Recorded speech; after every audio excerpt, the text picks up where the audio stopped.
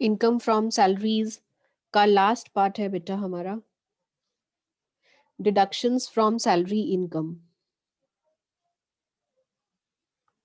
Deductions from salary income. Lengthy chapter था income from salaries, काफी time लगता है इस चैप्टर को कंप्लीट होते होते। So we are on the last part of this chapter. Deductions के बाद हम कुछ प्रैक्टिकल क्वेश्चंस लेंगे, 2-3 दिन लगाएंगे प्रैक्टिकल क्वेश्चंस पर, and then your this chapter will be over. Deductions from salary income, section 6।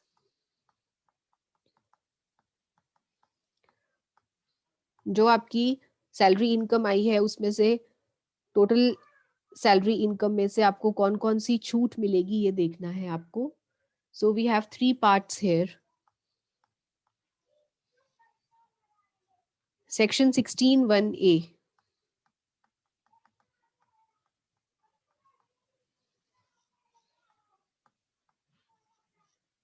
Section 16(2)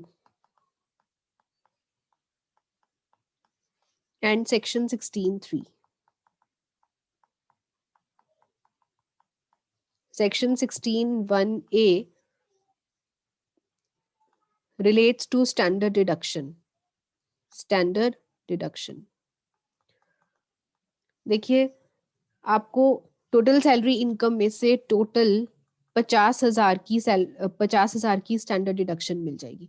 आप डायरेक्टली 50,000 माइनस कर दीजिए, टोटल सैलरी इनकम कैलकुलेट करके उसमें से 50,000 स्टैंडर्ड डिडक्शन माइनस कर दीजिए।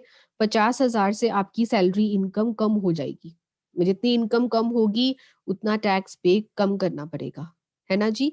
सो स्ट्रेट अवे 50,000 की आपको डिडक्शन मिल जाएगी under section 16(1)(a).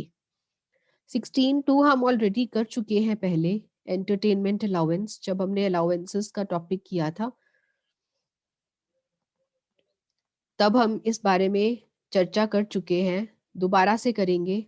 Entertainment allowance 16(2), entertainment allowance की डिडक्शन मिलती है सिर्फ और सिर्फ गवर्नमेंट एम्प्लॉइज को, है ना, ओनली टू गवर्नमेंट एम्प्लॉइज।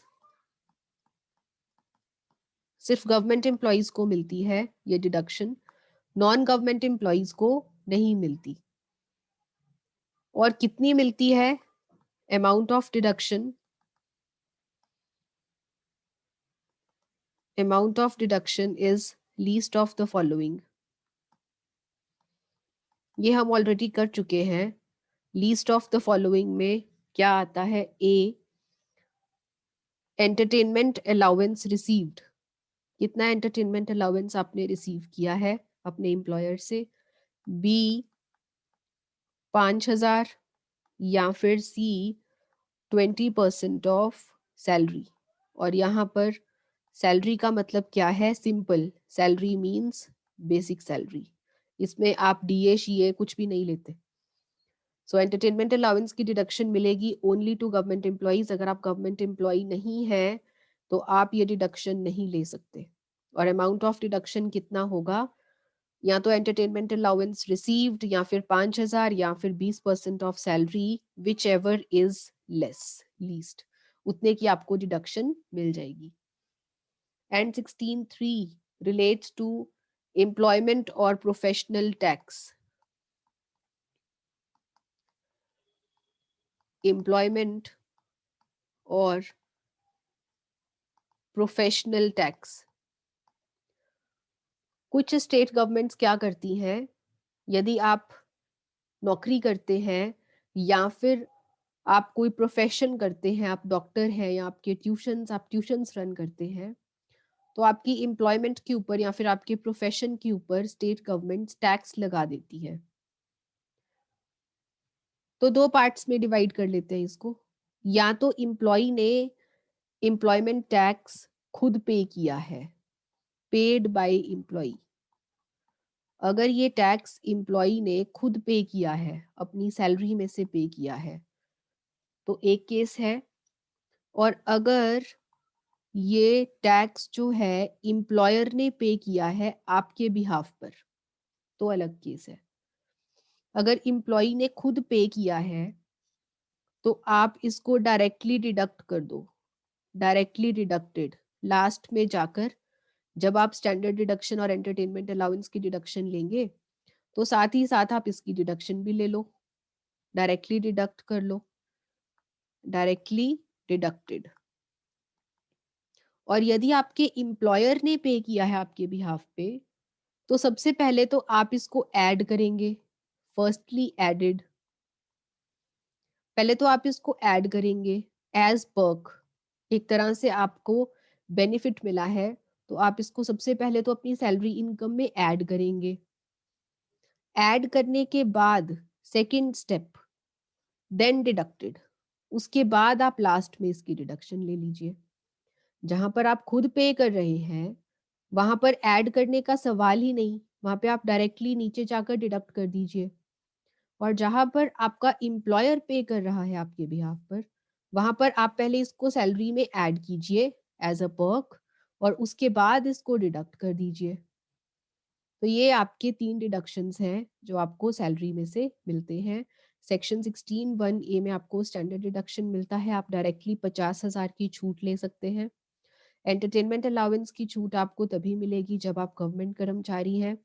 यदि आप गवर्नमेंट कर्मचारी नहीं है, नॉन गवर्नमेंट एम्प्लॉय है, तो आपको पूरा टैक्स पे करना पड़ेगा। और एम्प्लॉयमेंट या प्रोफेशनल टैक्स की डिडक्शन मिलेगी डिपेंडिंग अपॉन कि आप खुद पे कर रहे हैं या आपके बिहाफ पे आपका एम्प्लॉयर पे कर रहा है। अगर आप खुद पे कर रहे हैं तो डायरेक्टली डिडक्शन कर दीजिए, और यदि आपका एम्प्लॉयर पे कर रहा है तो पहले आप इसको सैलरी में ऐड कीजिए और उसके बाद इसको डिडक्ट कीजिए। ठीक है जी, ये तो हो गया आपका सैलरी इनकम में से डिडक्शंस।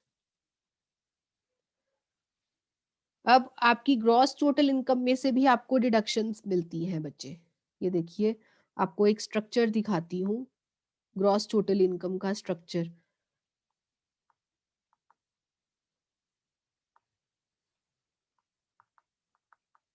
वैसे तो हम ये पहले भी डिस्कस कर चुके हैं, दोबारा कर लेते हैं।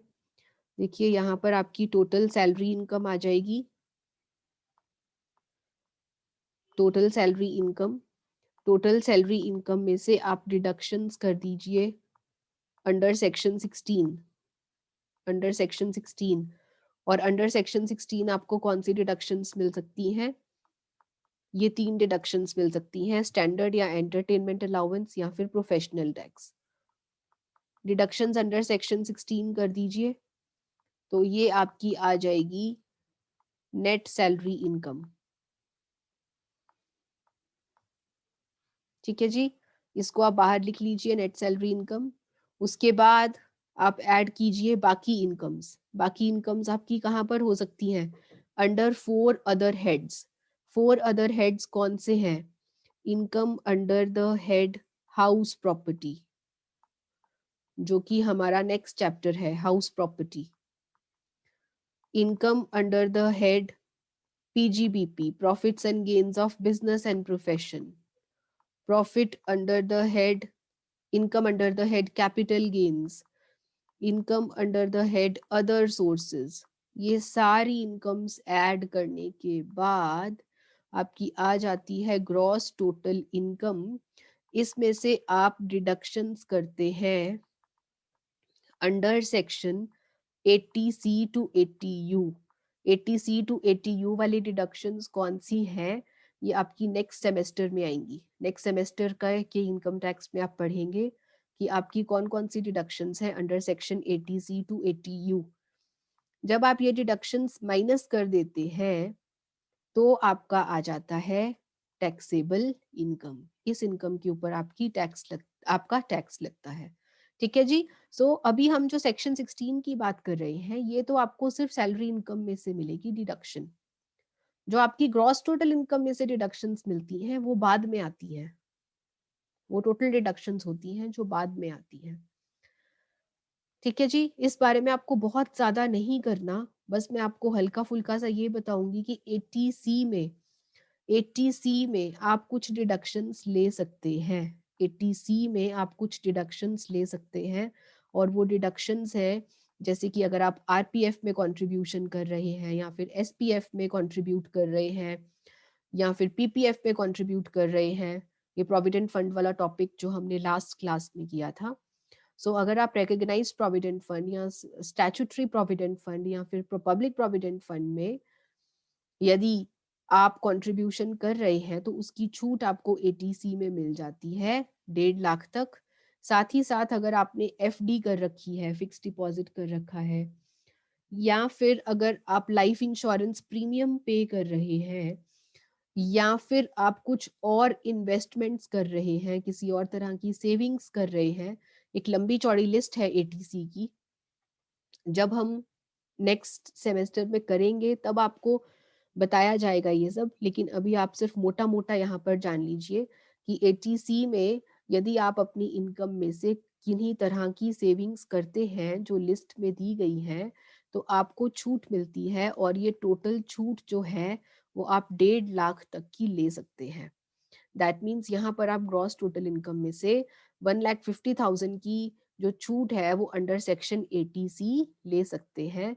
जितनी आपको छूट मिलती है उतना आपकी टैक्सेबल इनकम कम हो जाती है, और जितनी टैक्सेबल इनकम कम होगी उतना आपको टैक्स कम पे करना पड़ेगा।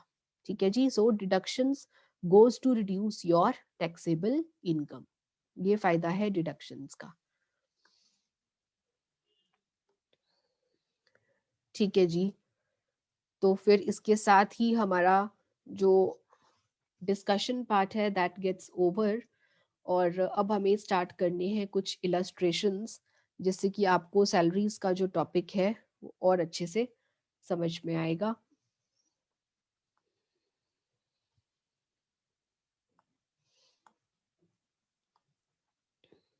आइए देखते हैं।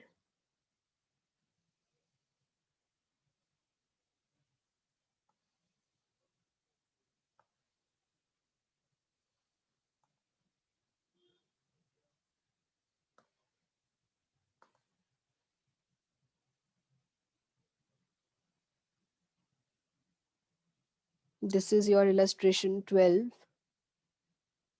22, इलस्ट्रेशन 22।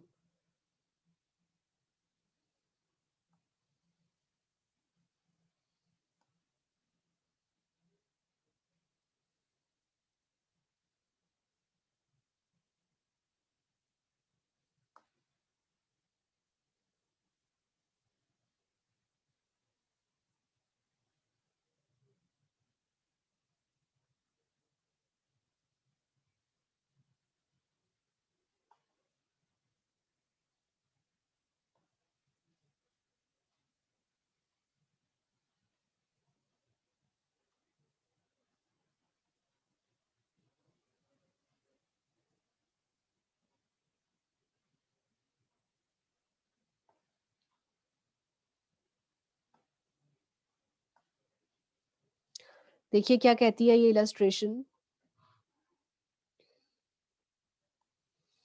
कि जो श्रीमती पूजा है is manager of Delhi cloth mills Delhi, Delhi cloth mills Delhi में मैनेजर है।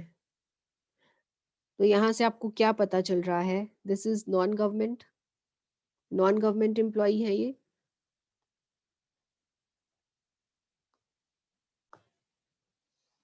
सो ये नॉन गवर्नमेंट एम्प्लॉई है, non government employee.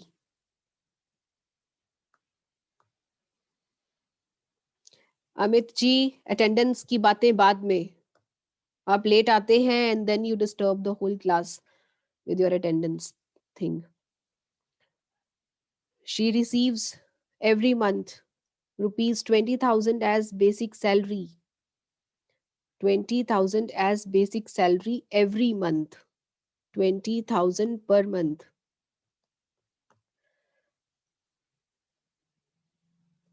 Rupees 800 as entertainment allowance. 5,000 as dearness allowance. 1,000 as medical allowance.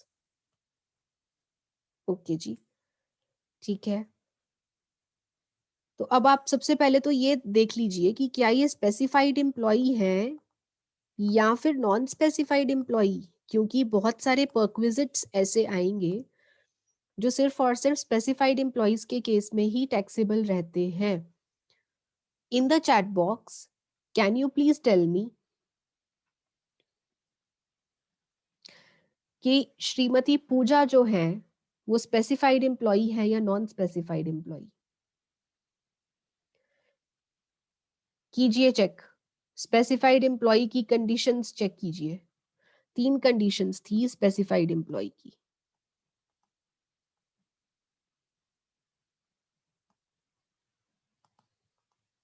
क्या कंडीशंस थी? मुझे चैट बॉक्स में आंसर्स दिखने चाहिए बेटा।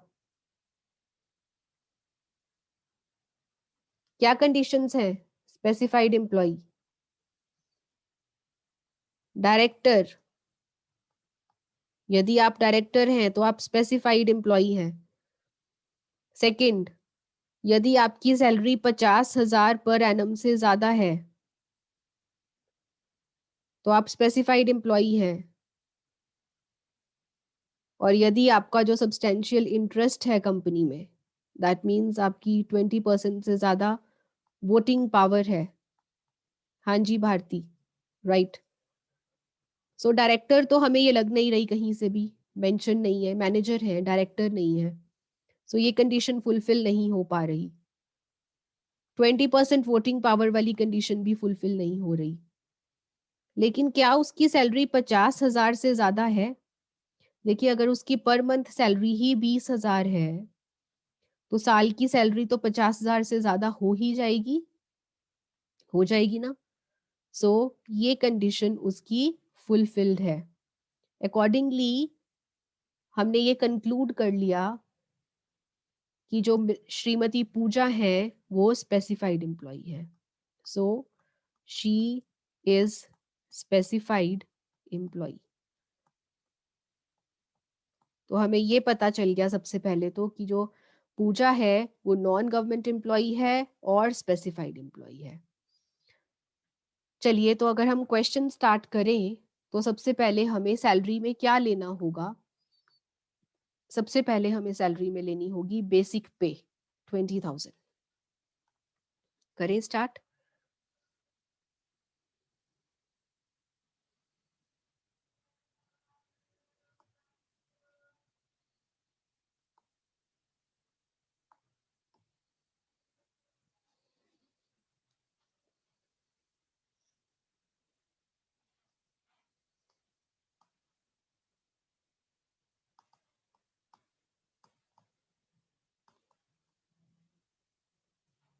Computation of total salary. सबसे पहले आप ले लेंगे क्या? Basic salary. बेसिक सैलरी कितनी है? 20,000 पर मंथ मल्टीप्लाई बाय 12 महीने,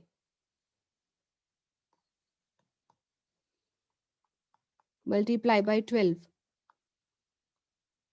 हाँ जी बच्चे, मोनिका सही कह रहे हैं आप। 2,40,000। डियरनेस अलाउंस, डियरनेस अलाउंस कितना है आपका? देखिए, what is your dearness allowance? Dearness allowance is 5,000. 5,000 is your dearness allowance. 5,000 multiply by 12, 60,000। उसके बाद क्या है? डियरनेस अलाउंस के बाद है आपका medical allowance. Medical allowance taxable होता है या नहीं? हाँ जी शिवानी सही कह रहे हैं। इज मेडिकल अलाउंस टैक्सेबल और not?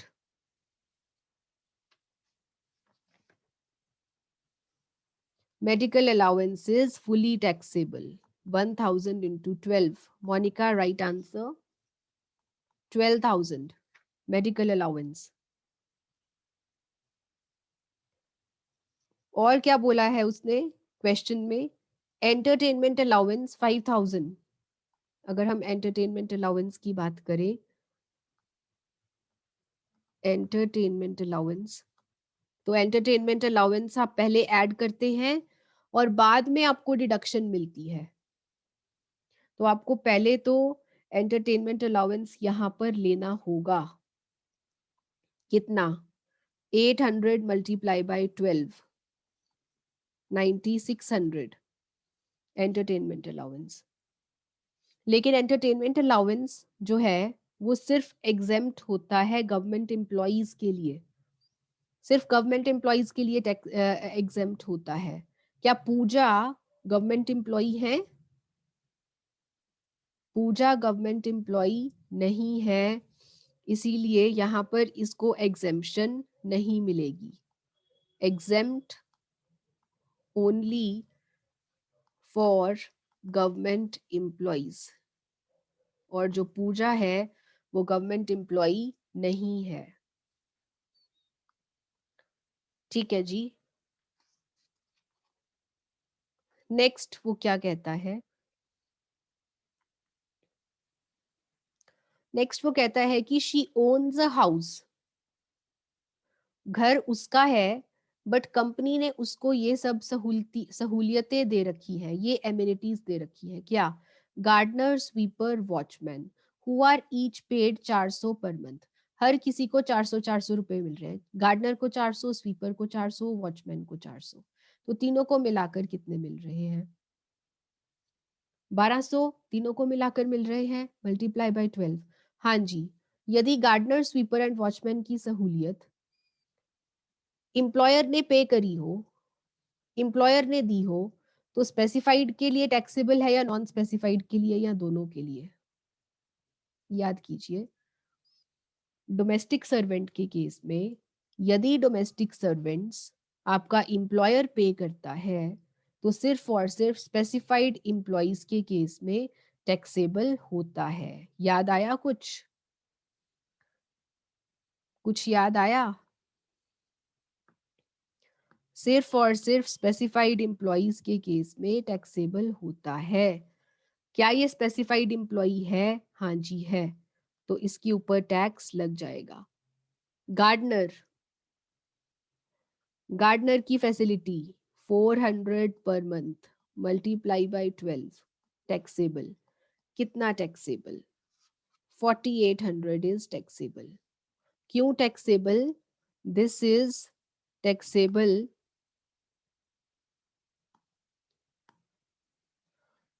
this is taxable for specified employees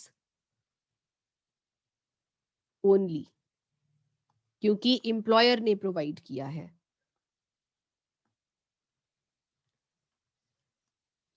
sweeper 400 per month multiply by 12, 4800। again this is taxable for specified employee only।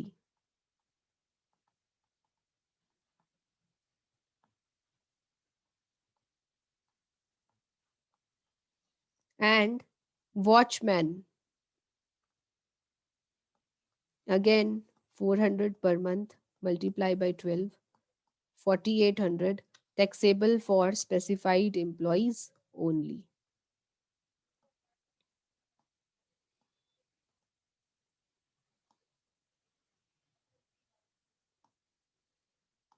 ठीक है जी मैम, ये भी हो गया। नेक्स्ट आपका आता है free use of refrigerator costing 25,000। हाँ जी, यूज ऑफ मूवेबल एसेट, याद है use of movable asset? Use of movable asset में हमने क्या किया था कि अगर लैपटॉप एंड क्या किया था कि यदि लैपटॉप और कंप्यूटर दिया है यूज करने के लिए तो नील वैल्यू, और यदि अदर एसेट है और वो एसेट एम्प्लॉयर का खुद का है तो 10% ऑफ कॉस्ट ऑफ एसेट, या फिर भाड़ा हायर चार्जेस, विच एवर, दोनों में से जो भी केस सेटिस्फाई होता हो, यही किया था हमने। सो यहाँ पर क्या आ जाएगा? 10% of cost of refrigerator, use of refrigerator, 10% of cost. 10% of cost क्या है? 25,000 is the cost, so 10% of cost आपका आ गया 2500। उसके बाद वो क्या कह रहा है, the following obligations of her were paid by the company. Company ने उसके नाम पर जो गैस, इलेक्ट्रिसिटी एंड वाटर का बिल था वो खुद पे किया है। किसके नाम पे कनेक्शन है? एम्प्लॉय के नाम पे कनेक्शन है। यदि कनेक्शन एम्प्लॉय के नाम पर हो और पे एम्प्लॉयर करे तो टैक्सेबल फॉर ऑल एम्प्लॉयज। यदि कनेक्शन एम्प्लॉयर के नाम पर होता तो सिर्फ स्पेसिफाइड एम्प्लॉयज के केस में टैक्सेबल होता। This is taxable for all employees. Gas, electricity, water bill 1000 taxable. Annual membership fee of rotary club, next आपका है annual membership fee of rotary club. Rotary club की मेंबरशिप फीस है, taxable. Club charges करे थे,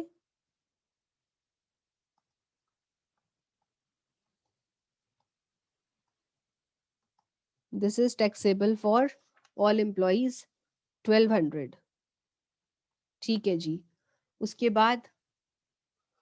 बाद वो क्या कह रहा है, the company has provided her the facility of a small car. Motor car की बात आ गई। अब स्मॉल कार की फैसिलिटी प्रोवाइड की गई है।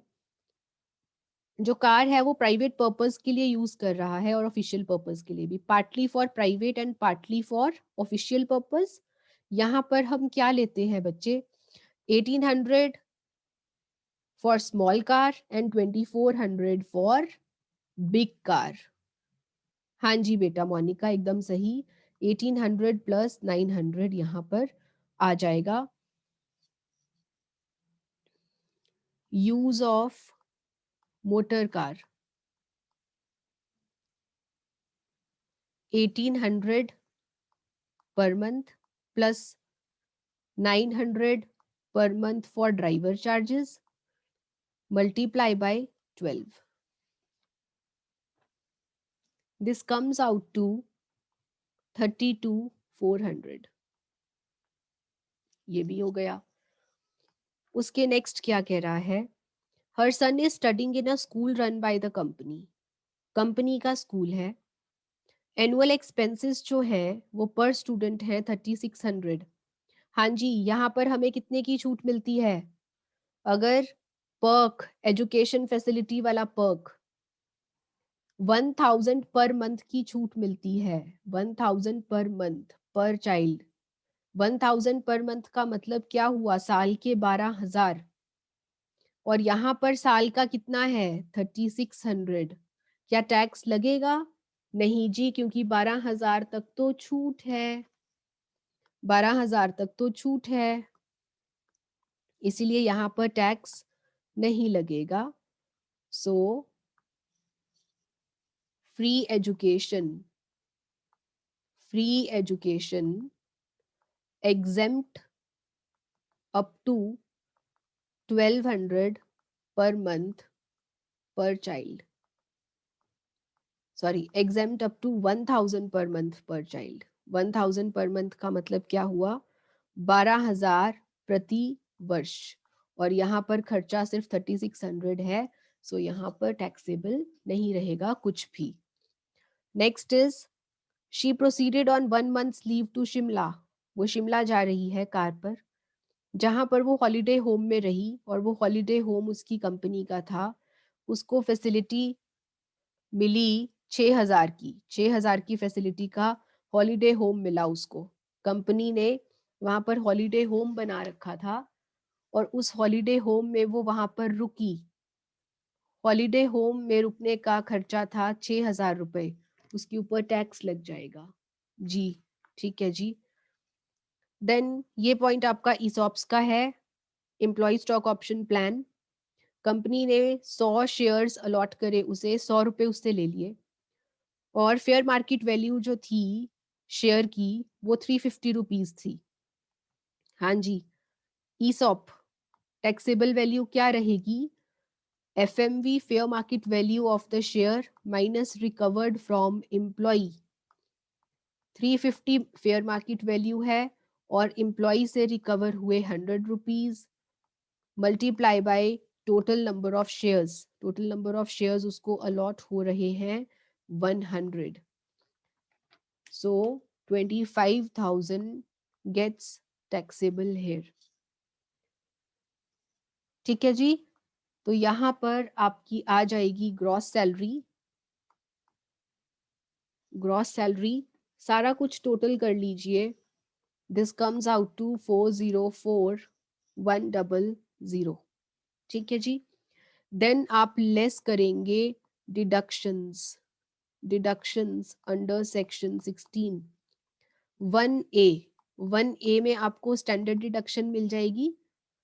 स्टैंडर्ड डिडक्शन मिल जाएगी 50,000 की. 16.2 एंटरटेनमेंट अलाउंस. एंटरटेनमेंट अलाउंस की डिडक्शन नहीं मिल सकती क्योंकि ये नॉन गवर्नमेंट एम्प्लॉई है. अगर गवर्नमेंट एम्प्लॉई होती तो स्टैंडर्ड तो एम्प्लॉय एंटरटेनमेंट अलाउंस की डिडक्शन मिल जाती. तीसरी डिडक्शन है आपकी प्रोफेशनल टैक्स की. यहाँ पर कोई प्रोफेशनल टैक्स नहीं है. सो इतने की डिडक्शन मिलने के बाद उसकी जो income under the head salaries आएगा दैट विल बी रुपीज 3,54,100. तो इस तरह से आप फुल फ्लेज्ड क्वेश्चन सॉल्व करते हैं. आपको क्वेश्चन देखते ही सबसे पहले ये देखना है कि क्या वो गवर्नमेंट एम्प्लॉय है या नॉन गवर्नमेंट एम्प्लॉय. उसके बाद आपको ये डिसाइड करना है कि क्या वो स्पेसिफाइड एम्प्लॉय है या नॉन स्पेसिफाइड एम्प्लॉय. क्योंकि ऐसे बहुत सारे पर्क्स हैं जो सिर्फ और सिर्फ स्पेसिफाइड एम्प्लॉयज में ही टैक्सेबल रहते हैं. साथ ही साथ बच्चे आपको पर्क्स के जो प्रोविजंस हैं वो बहुत अच्छे से याद करने होंगे. क्योंकि अगर आपको वो ध्यान नहीं रहेगा तो फिर आप प्रैक्टिकल क्वेश्चन अटेम्प्ट नहीं कर पाएंगे. वो प्रोविजंस आपको ध्यान में रखने हैं अगर आप सही मायने से क्वेश्चन को सॉल्व करना चाहते हैं.